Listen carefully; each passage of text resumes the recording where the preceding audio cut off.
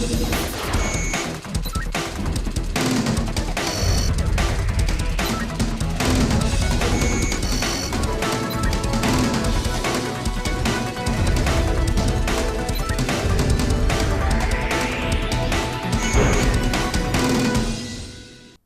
¿qué tal? Mi nombre es Marcos Palma, bienvenido a otra edición de Foro Más Latino. Gracias por mantenernos en el gusto de su preferencia. Enviamos un saludo cordial a todos los rincones del país, a donde llegue nuestra señal a través de la cadena TVC Más Latino. Hoy vamos a presentarle los últimos acontecimientos que envuelven el caso Ayotzinapa.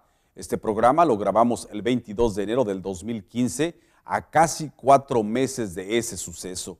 Una de las peores atrocidades registradas en México. 43 estudiantes, 43 normalistas, 43 mexicanos fueron asesinados por el crimen organizado. Esto de acuerdo con el reporte oficial de las autoridades. Así fue revelado por el Procurador de Justicia, Jesús Murillo Caram, en una conferencia de prensa que se realizó el 7 de noviembre. En ese reporte mostraban en video la declaración de 3 sujetos criminales, quienes habían sido testigos y habían participado en este crimen horrendo. Murillo Caram indicaba que los estudiantes habían sido asesinados antes de llevarlos a un barranco en el basurero del municipio de Cocula. Los cuerpos fueron quemados con gasolina y con diésel. De acuerdo con declaraciones de sobrevivientes, los normalistas habían tomado 3 autobuses para dirigirse a la Ciudad de México a una manifestación para conmemorar la matanza de Tlatelolco, que sería el 2 de octubre. Previo a esto, supuestamente estarían manifestándose durante un evento realizado por la esposa del alcalde de Iguala, el señor José Luis Abarca. Los normalistas nunca llegaron, ya que aparentemente el presidente municipal dio la orden que lo impidieran. Ante esta versión, existe una investigación de la periodista Maribel Hernández de la Universidad de Berkeley en San Francisco, quien asegura que esto no pudo haber pasado, ya que el evento ya se había registrado y no hay correlación entre los tiempos de esos acontecimientos. De momento le digo que hay más de 30 personas detenidas por esta atrocidad, entre ellos el edil de Iguala, policías y personas del crimen organizado. Con respecto a las investigaciones de las cenizas, donde se busca corroborar que efectivamente corresponden a los normalistas, según los encargados de la Universidad de Innsbruck en Austria, no se pudo realizar. Es muy difícil separar el ADN. Únicamente ha sido identificado uno de los estudiantes de nombre Alexander Mora. Los investigadores van a tener que utilizar otra técnica más avanzada, esto en su intento de probar esta hipótesis de las autoridades federales. Por su parte, los padres de los 43 estudiantes de la normal Raúl Isidro Burgos en Ayotzinapa no creen, no aceptan esta teoría, no se resignan a que sus hijos hayan sido asesinados. Su lucha continúa y sus marchas no paran. Precisamente el 26 de enero convocaron a otra manifestación exigiendo justicia para los 43 normalistas. Cabe indicar que estas marchas se dan en medio de disturbios registrados tanto en Iguala como en Chilpancingo, Guerrero. Estos actos de vandalismo se han registrado ante la lentitud de las investigaciones. Incluso en la Ciudad de México hubo intentos de incendiar el Palacio Nacional. Ayotzinapa es una palabra que ya es reconocida en todo el mundo. La humanidad asocia esta palabra con México. Un país que prometía cambios con sus reformas, con sus pactos políticos, con el regreso del Partido Revolucionario Institucional, asimismo, con un nuevo frente contra el crimen organizado. Sin embargo, después del 26 de septiembre, esa nación está viviendo una crisis social que pone en tela de juicio el Estado de Derecho. Iguala Guerrero se quedó sin presidente municipal, tiene un gobernador interino, hay una investigación de carácter internacional, actores, artistas, escritores e intelectuales se han manifestado, se han pronunciado por esta barbarie. México está fuera de control. La política ha sido secuestrada por el crimen organizado. Los mexicanos pensantes reconocen el problema, pero el grueso de ellos prefiere ignorarlos. Hay temor, hay miedo, hay amenazas. Lo vemos en los estados de Guerrero, Michoacán y Tamaulipas. ¿Quiénes permitieron todo esto? ¿Quiénes orillaron a México a este precipicio? ¿Quiénes son los culpables? Recuerdo una frase del defensor de los derechos civiles de los Estados Unidos, el doctor Martin Luther King Jr., que decía: no me molesta la maldad de la gente mala, lo que me molesta es la indiferencia de la gente buena. Más adelante tendremos una entrevista con un representante de la organización Amnistía Internacional. Estará con nosotros un líder de la comunidad migrante en la región agrícola del sur de California, el señor Mario Lascano. Así también tendremos a un representante de aquí de la comunidad en el sur de California. Además le presentaremos una canción escrita en memoria de los normalistas. Se titula El corrido de los 43. Antes de la pausa, lo invito para que se ponga en contacto a través del Twitter, @MarcosPalma2011. Cuando cruzamos el Zócalo salen las primeras patrullas y empiezan a accionar sus armas. Interceptan al tercer autobús en el cual yo iba, inmediatamente empiezan a disparar. Después nos empezamos a defender con piedras nosotros, con lo que encontramos. Y aparte les gritábamos que por qué nos disparaban si nosotros no teníamos armas. ¡No tenemos armas! ¡No tenemos armas, señor! ¿Por qué está apuntando, pues? ¿Por qué apunta? Ya regresamos a Foro Más Latino. Continuamos con Foro Más Latino. Ahora le presento una entrevista con un líder de la comunidad migrante en el Valle de Coachella. Él es el director de una asociación conocida como el Comité Latino. Por muchos años ellos han abogado por los inmigrantes. Esta ocasión están pidiendo justicia para los normalistas. Los mexicanos que estamos aquí debemos entender que debemos de ayudar a la gente en México que está pidiendo que ya está cansada de tanto secuestro, que ya está cansada de tanta impunidad, que ya está cansada de tanta pobreza, que ya está cansada de tantos desaparecidos. Una guerra que con Calderón empezó y que lleva, ¿cuántos? 22,000, 25,000 desaparecidos. ¿Cuántos muertos? Más de 70,000 muertos. Se dice rápido, pero se sufre mucho por eso. Según lo que usted ha leído, de lo que usted se ha informado, ¿considera que el ejército mexicano está involucrado en la desaparición de estos 43 jóvenes normalistas? Estuvo involucrado desde un principio, cuando estaba la balacera, agrediendo a los policías locales, a los estudiantes de Ayotzinapa, los sobrevivientes a eso. Ellos marcaron otros 2 actores allí. Aparte de la policía local, había militares que le dijeron a un estudiante, eso es testimonio de un estudiante de Ayotzinapa que sobrevivió a la agresión y a la masacre que se dio allí. Dijo que los militares le decían: aguántense como hombrecitos, no que tienen mucho, ahora aguántense como hombres lo que está pasando.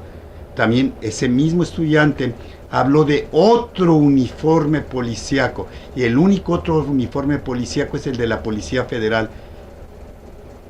Peña Nieto miente al decir que el gobierno federal no sabía nada.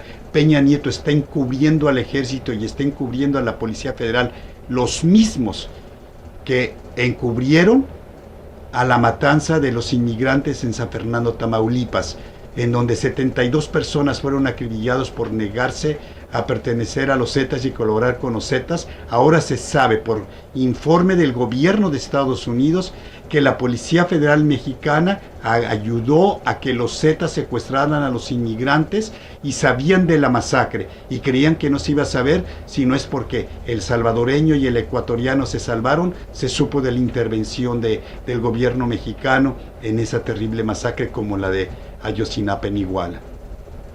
Hay gente que piensa que el caso de Ayotzinapa se va a olvidar, igual que lo que pasó con Tlatelolco en 1968. ¿Usted qué piensa de eso? Pues hay una gran falsedad, porque la matanza del 2 de octubre de Tlatelolco nunca se ha olvidado. No importa, año tras año, el 2 de octubre, miles y miles de personas en todo el país salen a recordar a los asesinados en Tlatelolco. Ayotzinapa está caliente, está viva, es una herida que todavía el pueblo mexicano lo sentimos. ¿Cómo es posible que a la luz pública ahora ser joven, ser estudiante y ser pobre sea más grave que ser un mafioso o ser un diputado federal o ser un senador o ser un gobernador? Ser estudiante, ser joven y ser pobre, según el gobierno, merece la muerte, y lo vemos en Ayotzinapa. Hay gente que sale a las calles en México, en toda la República Mexicana, y están pidiendo la renuncia del presidente Enrique Peña Nieto. ¿Usted piensa que eso sería bueno para el país? No solamente la renuncia de Peña Nieto. Ayotzinapa es la prueba de que el modo de que la dictadura priista moldeó al país mexicano en medio de una opresión terrible para los pobres y los trabajadores, en medio de una terrible corrupción, en donde México es uno de los países más desiguales. ¿Cómo es posible que de cada 3 mexicanos exista un miserable, exista un pobre y alguien que apenas alcanza a vivir? Peña Nieto, si tuviera un poquito de vergüenza personal, ¿desde cuándo ya debió de haber renunciado? En otro lugar, en donde hubiera democracia, en donde hubiera dignidad, el presidente ya lo hubieran destituido, hubiera renunciado y otro hubiera tomado su lugar. Pero estamos en México, el país en donde un partido dice lo que hay que hacer y se hace. Pero ahora ya se unieron otros 2 partidos para gobernar México, pero no para los pobres, sino para los ricos. Finalmente, señor Mario Lascano, dígame qué otras actividades está realizando o piensa realizar el Comité Latino del Valle de Coachella para apoyar el movimiento de Ayotzinapa. La primera que vamos a hacer es mayor información a los mexicanos en el Valle de Coachella y a todas las personas, no solamente a los mexicanos. En la marcha de Martin Luther King en Desert Hot Spring nos dimos cuenta cómo personas no mexicanas, nacidas aquí en Estados Unidos, al ver las fotografías de los desaparecidos y explicarles qué es lo que pasaban, su cara se llenaba de asombro, de indignación, y no podían comprender cómo podía pasar un crimen tan atroz, cómo podían desaparecer jóvenes estudiantes de esta forma y que no estuviese pasando nada desde el punto de vista legal. Peña Nieto tiene la presión terrible internacional, por lo tanto nosotros lo que vamos a hacer es informar. Próximamente vamos a hacer circular entre la comunidad del Valle de Coachella una carta pidiéndole al gobierno de Peña Nieto que no deje impune este crimen, que se lleve hasta las últimas consecuencias.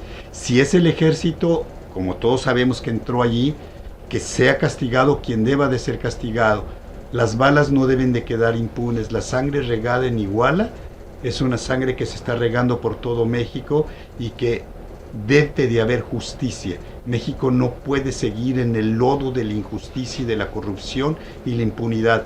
¿Cómo es posible que en México robe, se asesine, se torture, se desaparezca y nadie sea castigado? Esa es una vergüenza. Estar informados para actuar, para analizar, para ser críticos. No permitamos que la ignorancia nos abstraiga de los verdaderos problemas políticos, sociales y económicos. Recuerde que un ciudadano bien informado es un ciudadano completo. Vamos a unos comerciales, pero ya regresamos a Foro Más Latino. Ya regresamos a Foro Más Latino.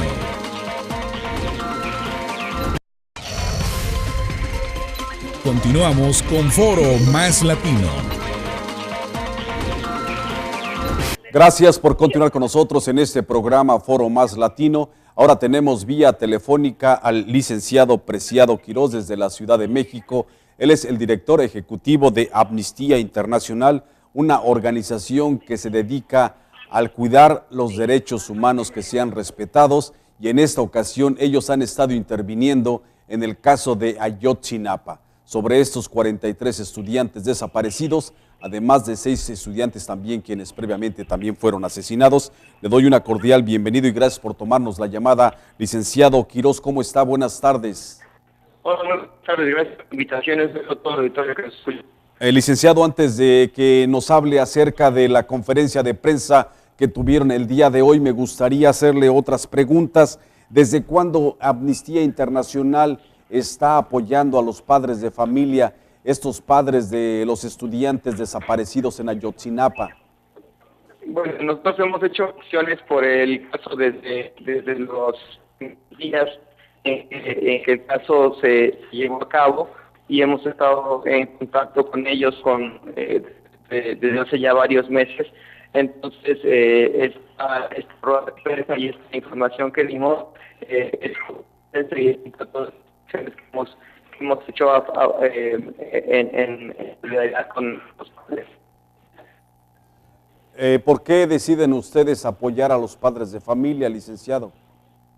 Bueno, Ayotzinapa es un caso de la crisis de derechos humanos que vive México y es un caso paradigmático al que no podíamos no ponerle atención. Y también serias violaciones de derechos humanos, y es que ante la gravedad de las violaciones había que pronunciarse y había que hacer algo por este caso. Además de Amnistía Internacional, ¿quiénes más están apoyando a estos padres de familia? Varias organizaciones locales de México, como son el Centro PRO, la Organización de Derechos Humanos, la Chinolan, de la Montaña, pero además de una serie de colectivos que están apoyando este caso aquí en México y mucha gente se está movilizando por este caso. Licenciado Quirós, además de asesoría, de apoyo moral a estos padres, ¿de qué otra forma ustedes los están apoyando? Mira, el tema de la asesoría son el Centro PRO y el Centro Chinolan quienes están llevando el caso, pero nosotros lo que estamos haciendo son acciones de movilización, acciones de visibilización, acciones de denuncia respecto al caso y denunciando las falencias que han sucedido en este tema por parte del Estado mexicano. ¿Se han cometido amenazas contra los padres de familia? ¿Se les está hostigado? No, lo que sí ha habido es un tema de criminalizarlos, ¿no? Legitimar las demandas que tienen en este caso, pero no hemos sabido o no hemos documentado amenazas en contra de los padres de familia.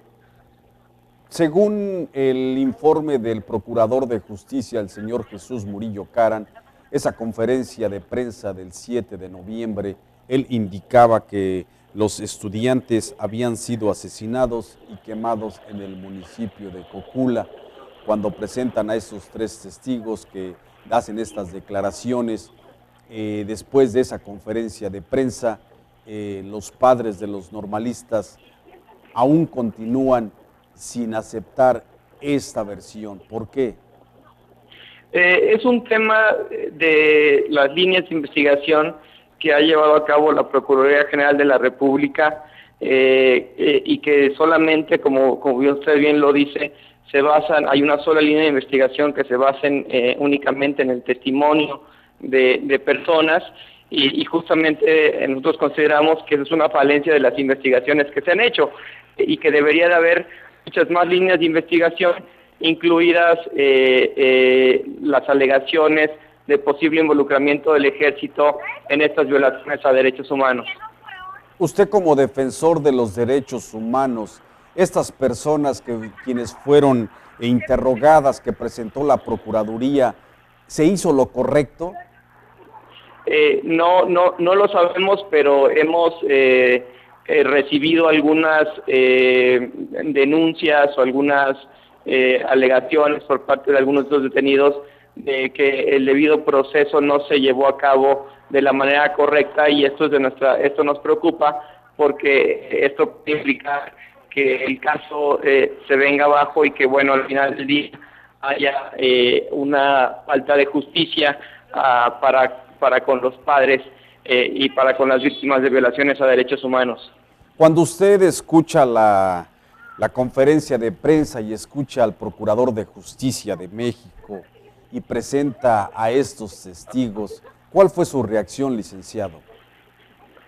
Mira, la verdad es que hay una reacción de que faltan agotar muchos temas, de que falta profundizar las investigaciones, de que se está pretendiendo cerrar el caso y que, pues bueno, de una falta de compromiso por parte del gobierno en investigar de manera efectiva. Le vamos a pedir que se mantenga en la línea, licenciado Preciado Quirós de Amnistía Internacional, tomándonos esta llamada desde la Ciudad de México. Vamos a unos comerciales, pero vamos a continuar con esta conversación con este defensor de los derechos humanos en la Ciudad de México. Ya regresamos a Foro Más Latino. En Iguala, Guerrero, señor, se dio una matanza muy fría. Masacraron a unos estudiantes, oficiales de la policía.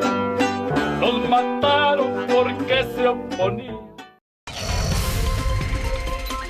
Ya regresamos a Foro Más Latino.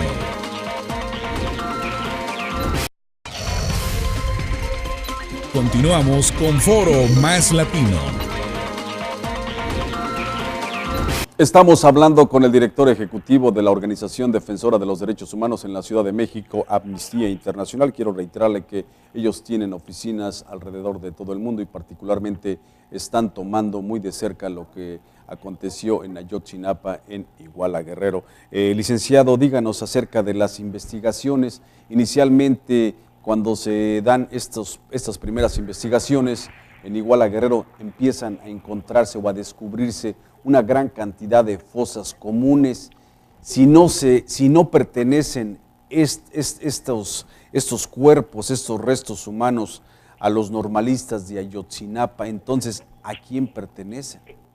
Bueno, esa es una de las grandes preguntas que aún faltan por contestarse, y es que lo que este hecho muestra es que lo que estamos viviendo en México es una seria crisis de derechos humanos, en donde no solamente es el caso de los normalistas desaparecidos, pero donde hay miles de personas desaparecidas, miles de personas que han muerto en el contexto de la llamada estrategia de seguridad, y pues bueno, lo que nos muestra que el país está atravesando por una seria etapa y que el gobierno de la República no está poniendo la atención debida en este tema.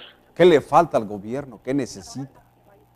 Pues primero que nada reconocer la crisis de derechos humanos que está viviendo el país y poner en práctica políticas públicas que en realidad pues atiendan este tema, ¿no?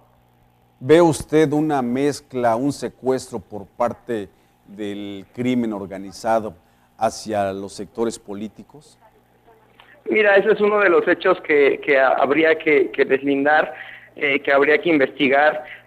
Claramente ha habido colusión en algunos casos del crimen organizado con algunas autoridades, y esas son partes de las investigaciones que tendría que hacer el gobierno mexicano para aclarar este y muchos otros casos donde ha habido pues tragedias y violaciones de derechos humanos. Particularmente en el caso de Ayotzinapa hasta el día de hoy, ¿cuántas personas han sido arrestadas? Y díganos si ya han sido procesados jurídicamente y cuáles serían algunas de las sentencias que estarían enfrentando estas personas, porque ya son muchos que están detenidos. Pues se han detenido alrededor de un centenar de personas. Sin embargo, el tema más preocupante es que las detenciones y los procesos judiciales están abiertos por el tema de secuestro y no por el delito de desaparición forzada, que es uno de los pues lo que sucedió en este caso, ¿no? Una de las investigaciones fueron los restos de las cenizas que fueron encontradas en Cocula, fueron llevadas hasta Austria para ser investigadas si en verdad correspondían a los normalistas. Y esta universidad determina que no, solamente determinaron que sí correspondían a un estudiante. No se pudo comprobar si era el ADN de estos estudiantes. ¿Qué sigue ahora? Pues justamente es una de las grandes preguntas, más allá de examinar estas pruebas. Los padres, nunca se hicieron o nunca se respetaron protocolos de búsqueda con vida de estos estudiantes o protocolos de búsqueda adecuados que respondieran a un tema de desaparición forzada, esto evidentemente ha colocado en duda pues las versiones oficiales que existen respecto al caso, ¿no? Y las explicaciones que da el gobierno mexicano en el tema. ¿Qué sigue? Pues en realidad es una pregunta que tendríamos que hacerle al Estado mexicano, porque justamente de una sola compatibilidad que encuentran en Austria, el gobierno mexicano salta a decir que ya da por muertos a todos los estudiantes, y eso evidentemente ha molestado a los padres de familia. Los padres han participado en marchas, han participado en movimientos, han gritado, le han exigido al gobierno y ahora están queriendo ir a la zona militar allí en Iguala. ¿Por qué quieren hacer esto? ¿Por qué desean entrar ellos ahí a esa zona? Bueno, hay alegaciones hay denuncias de que posiblemente el Estado haya estado involucrado, ya sea por acción o por omisión, en la desaparición forzada, que el ejército haya estado involucrado en la desaparición forzada de los chicos, y por eso es que los padres están pidiendo revisar los cuarteles y las instalaciones militares. Le quiero manifestar una declaración del almirante Vidal Francisco Soberón Sanz, quien es el secretario de la Marina Armada de México.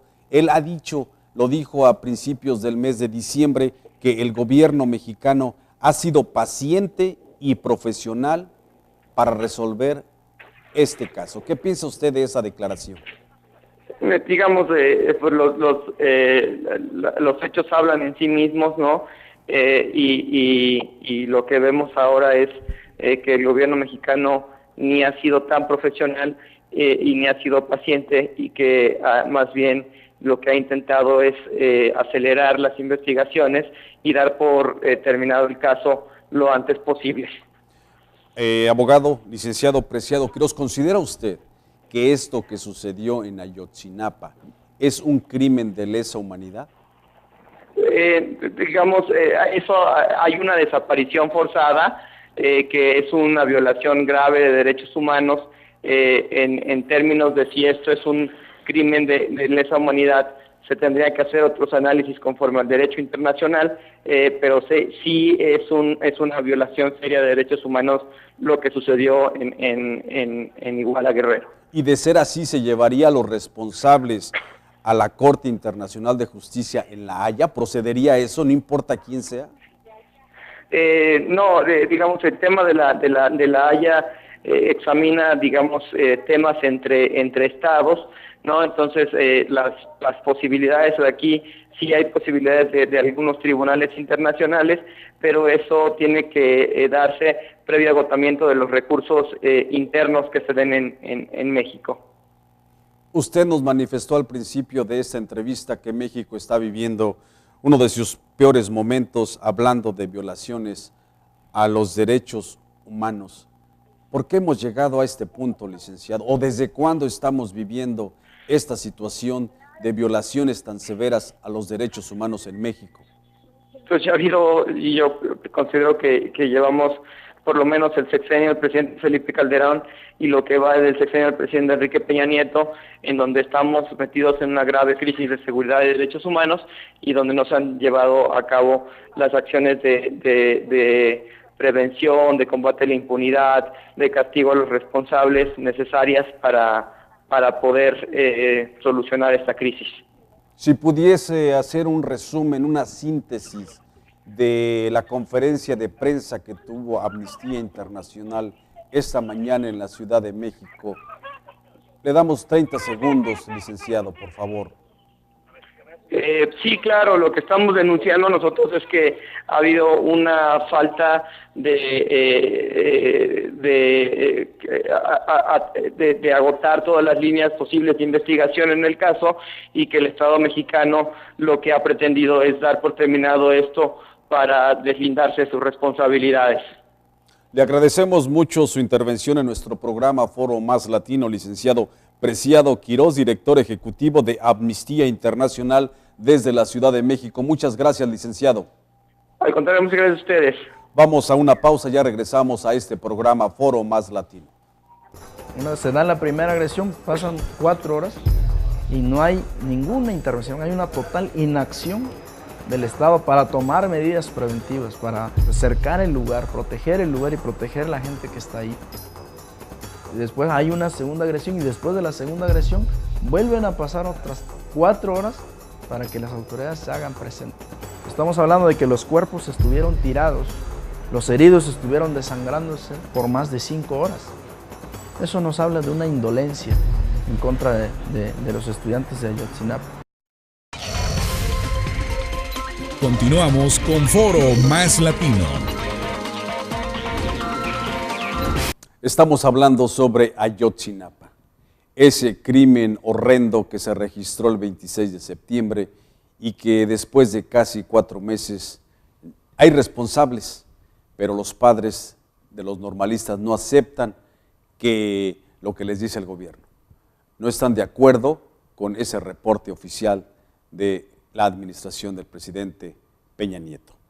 Ahora le doy la bienvenida al señor Antonio Arias, quien es defensor de los inmigrantes en el sur de California. Señor Antonio Arias, bienvenido a este programa. Díganos ustedes particularmente qué es lo que están haciendo dentro de lo que es este caso de Ayotzinapa. Nosotros hemos logrado, hace aproximadamente 8 meses intentamos atraer a gente de la policía comunitaria. Logramos contacto con el esposo de Nestora Salgado, usted lo entrevistó, y con otros, y nos dio un poquito de entrada y confianza con la gente de Tlachinolan, y antes de que sucediera esto. Ya al suceder esto ya nos dio un enclave, una persona conocida que está pegada a los hechos, entra a juntas con los estudiantes, está ahí, y hemos estado trabajando con ellos para dar el mayor aporte posible que pongamos. Cuando va con los estudiantes aquí en las universidades, ¿qué es lo que usted les dice a ellos y cómo reaccionan los estudiantes ante esa información? Porque hay muchos aquí estudiantes que posiblemente están separados o no están al tanto de lo que acontece en México. Lo que hemos hecho, no hemos ido propiamente a las universidades, entre un grupo de activistas tanto de Los Ángeles, de Ferguson, de distintos lugares tanto en México como aquí, logramos una transmisión vía Skype a 17 universidades. Y lo que logramos fue poner básicamente a 3 madres, a 2 estudiantes y al vocero de Tlachinolan. Y eso le dio a la gente un relato, una idea de alguien que pasó por esa tragedia. Omar García, el vocero de los estudiantes, y otro estudiante junto con ellos estuvieron en la balacera. Entonces vieron y oyeron de voz propia la tragedia y lo que pasaron ellos. Ver cuando le quitaron la piel de la cara al camarada, una persona que se estaba muriendo, hablar con su padre mientras estaba herido. Ellos vivieron y estuvieron en ese drama, los 2 dramas, las 2 balaceras que hubo en contra de los estudiantes. Además de esta actividad que ustedes han hecho, ¿han considerado la opción de traer a los Estados Unidos a estos estudiantes o a los padres de los normalistas? Anterior a esta situación, estábamos trabajando con Tlachinolan para traer gente de Tlachinolan, traer la policía comunitaria, traer varios elementos de allá para tratar de que se vea la situación que se está viviendo en Guerrero. Sucedió esto y entonces todo sucedió, se hizo demasiado dramático. Ellos tenían que estar ahí, los planes que teníamos se cayeron. Ha habido intentos de reorganizar los planes, tal vez traer a las mismas personas con las que hemos tenido contacto para abril, si se puede, a la marcha de Zapata, algo que ya tenemos establecido varios activistas aquí desde el levantamiento de Chiapas, y también Estamos trabajando con clérigos, con Vera, con otras personas, para ver si podemos traerlos para mayo y tratar de ver que estas fuerzas que están cuestionando pues el abandono al que ha incluido o incurrido el gobierno mexicano de su pueblo, ver si personas que estamos cuestionando o tratando de hacer algo, cambiamos nuestras propias circunstancias en las formas lo más pacífica posible. Estamos tratando de unificarnos, estamos tratando de crear un canal en donde no solo esto se confronte, este abandono del pueblo, del gobierno mexicano a su pueblo por entregarse a la criminalidad, al narcotráfico, a dejar todos sus principios atrás, a tratar de ver si nosotros como pueblo nos reconstruimos. Cuando usted escuchó los testimonios de las madres de familias, ¿qué fue lo que ellas le dijeron a usted? ¿Qué le dijeron a los estudiantes aquí en las universidades? Es dramático, y no solo lo escucho de ellos, lo escucho yo de Román Hernández, el representante de comunicaciones de Tlachinoyan, con quien tengo yo ahí, en donde esta gente básicamente lo que quiere es a sus hijos de regreso. Es gente sencilla, mucha gente no habla ni siquiera español, que lo único que quiere y no entiende por qué los lastimaron tan profundamente. El gobierno mexicano no tiene credibilidad con ellos, no este es el único hecho de sangre. Ahí mismo en Guerrero sucedió Aguas Blancas, con Figueroa, sucedió al Charco, en Chiapas, Acteal, cantidad de asesinatos, derrames de ácido en los pueblos yaquis, cantidad de atrocidades donde el gobierno mexicano básicamente está rematando nuestros recursos naturales y realmente no únicamente su abandono, sino inclusive su opresión. No es ya el pueblo mexicano un representante o un protector de su propio pueblo, es un enemigo de él mismo. Cuando menciona usted que es un enemigo de él mismo, ¿cómo correlacionar esta declaración de usted con la pobreza que se vive en Guerrero, cuando en las montañas, en la sierra se produce la amapola, cuando se produce una de las drogas más famosas que se exporta en México, que es ilegal? Pero ¿cómo hacer esa correlación de esa pobreza, de esa falta de apoyo al pueblo mexicano donde no hay oportunidades de trabajo? Nada se construye en el vacío. La anterior al régimen de Salinas y su hermano Raúl, había en Sinaloa la drogadicción, la heroína negra, que vino básicamente de los migrantes chinos, que para uso personal empezaron a crear ese tipo de carteles. Pero Carlos Salinas, su hermano Raúl, para acá le dieron básicamente una entrada abierta al tráfico, el tránsito de drogas, y se integraron básicamente poco a poco a esa condición criminal. Entonces la situación y la integración del crimen organizado y al mundo de las drogas del gobierno mexicano para violentar a su propio pueblo no es únicamente de lo que está pasando ahorita en México. ¿Considera que el crimen organizado tiene secuestro al sector político? Muchos segmentos, muchísimos segmentos.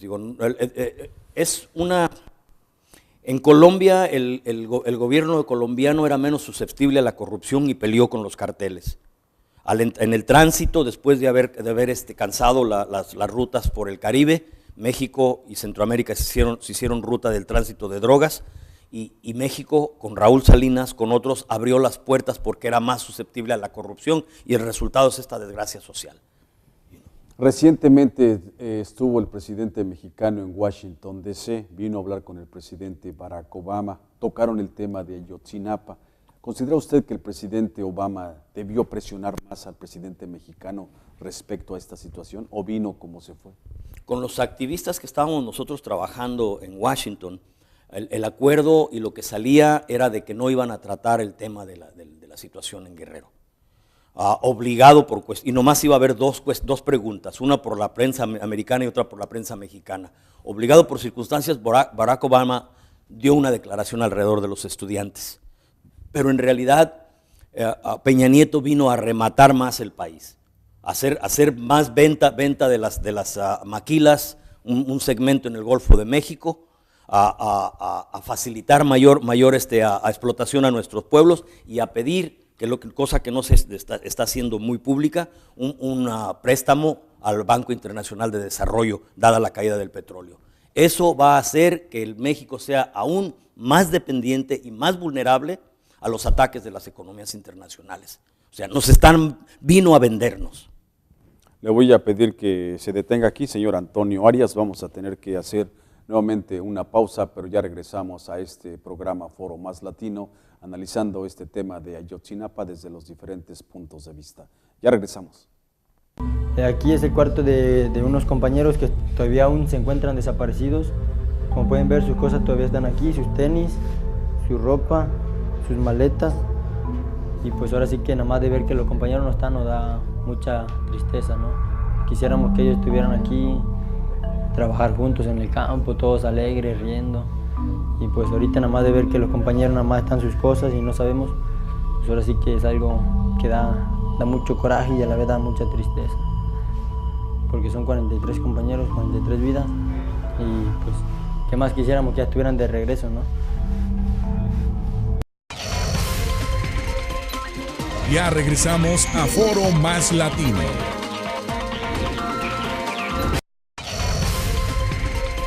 Continuamos con Foro Más Latino. Antes de que se registraran los acontecimientos en Ayotzinapa, en Iguala Guerrero, había esperanzas en México de que las cosas se mejoraran. Había reformas económicas, telecomunicaciones, educativas, laborales, etc. ¿Recuerda usted el pacto entre los tres partidos políticos? Pues todo se veía que empezaba a caminar, pero después de la tragedia nacional de Ayotzinapa, precisamente quiero preguntarle al señor Antonio Arias, ¿usted piensa que se ha perdido esa esperanza o era algo que México se perfilaba como algo positivo con estas reformas, con estas transformaciones? No, desde esas mismas reformas eran básicamente una forma de reajustar la economía. Se tiene que acordar de que bajaron el salario básicamente en México, lo pusieron por venta nuestra fuerza laboral por horas a la altura de Haití, el país más pobre y miserable de América Latina. Entonces todas esas reformas eran tendientes a servir básicamente a la inversión extranjera, pero no al pueblo. La última esperanza que quedaba dada la reforma energética era la Corte Suprema, con la figura de la Consulta Nacional. Y la Corte Suprema cerró esa altura, ya no hay forma de platicar con el gobierno. El pueblo en México, señor Arias, pide que renuncie el presidente. ¿Qué se conseguiría con esto? Nada en lo absoluto. Para mí, en lo particular, yo quisiera que estuviera él de presidente. Para mí no es más que un idiota útil. Cada que abre la boca tienen que explicar muchas cosas porque no supo decir qué es lo que decía. Desde háganse a la idea de que esto pasó, sus hijas hacer declaraciones de que venimos de vacaciones, no nos importa lo que ¿Cuál sería la alternativa? La alternativa es el pueblo.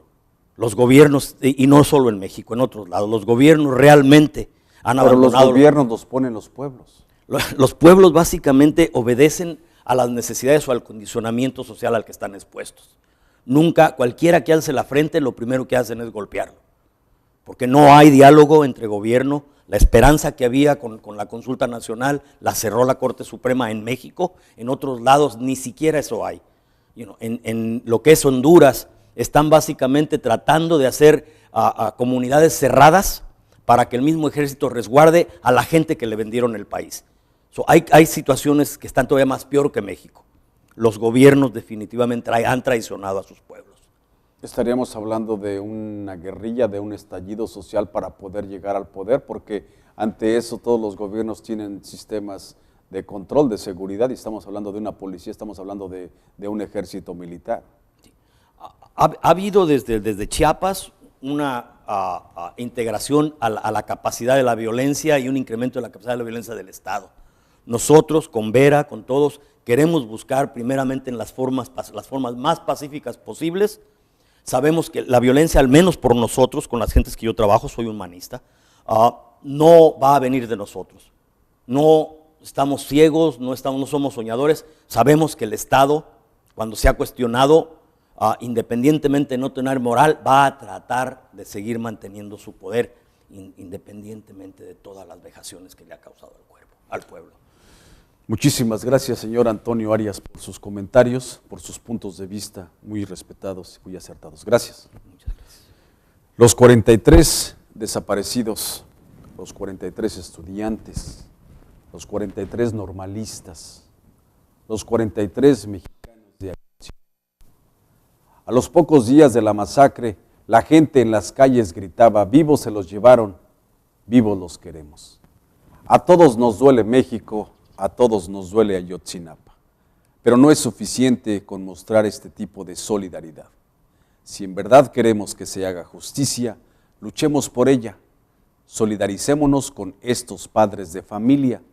Recuerde que son campesinos quienes pusieron en sus hijos la esperanza de que algún día se llegaran a convertir en maestros. No permita que esta tragedia nacional se olvide.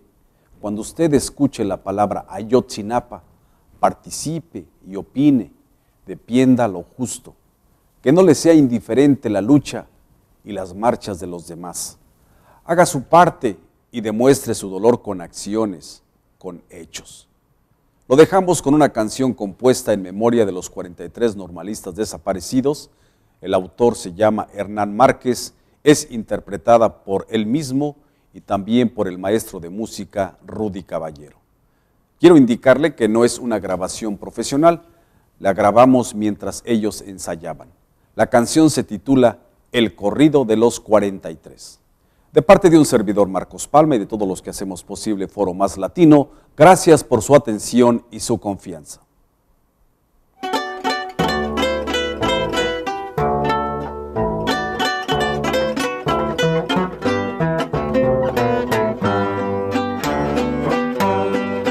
En Iguala, guerreros, señores, se dio una matanza muy fría. Masacraron a unos estudiantes, oficiales de la policía. Los mataron porque se oponían a las violaciones que todos sufrían. Ellos iban en un autobús, pero luego los interceptaron, los bajaron en forma muy vil, los golpearon y se los llevaron. No se supo lo que sucedió, pero ya ninguno apareció.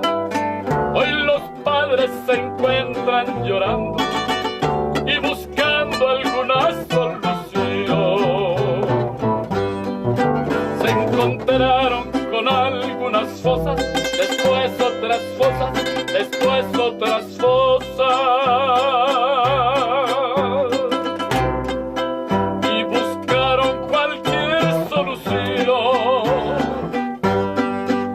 pero todos creen que el gobierno fue culpable de esta destrucción. Todos piensan que fue el presidente el culpable de esta ejecución.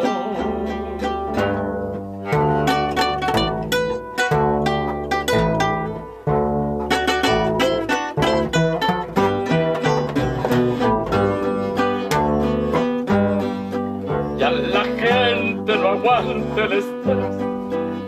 Por allá a los 43 se formaron manifestaciones con pancartas pidiendo justicia, pero nunca les dieron razón, y eso empeora más la situación.